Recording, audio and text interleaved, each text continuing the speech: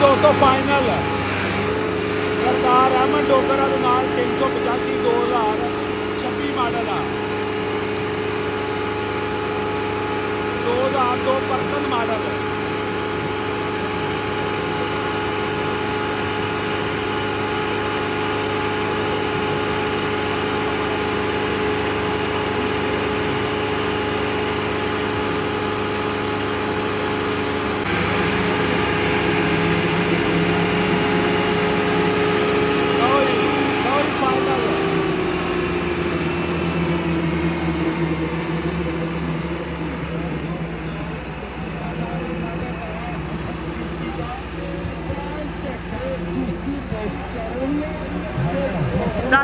duck गया जी duck गया जी ने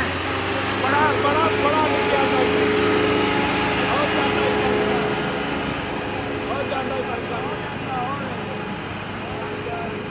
बड़ा मुकाबला सख्त है जी बड़ा मुकाबला सख्त है जी 2026 मॉडल है 85 2002 परकन मॉडल है जी बहुत जबरदस्त मुकाबला बड़ा मुकाबला हो रहा है जी अली हसन 2760 वजन आ इधर परकन आ जी 2785 वजन आ जी इसका दोस्तों दूसरा राउंड लगा हूँ फाइनल का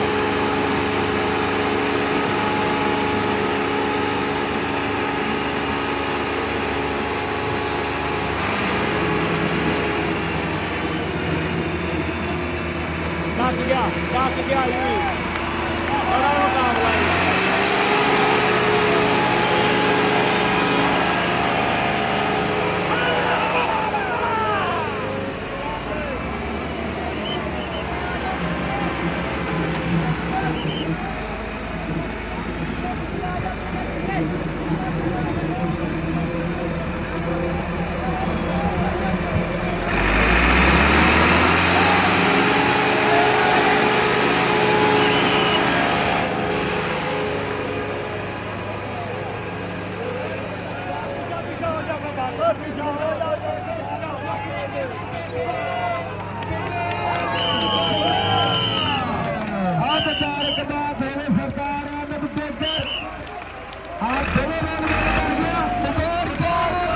दोस्तों सरदार अहमद डोगर विन कर गया ये मुकाबला 2026 385 परकन मॉडल 2002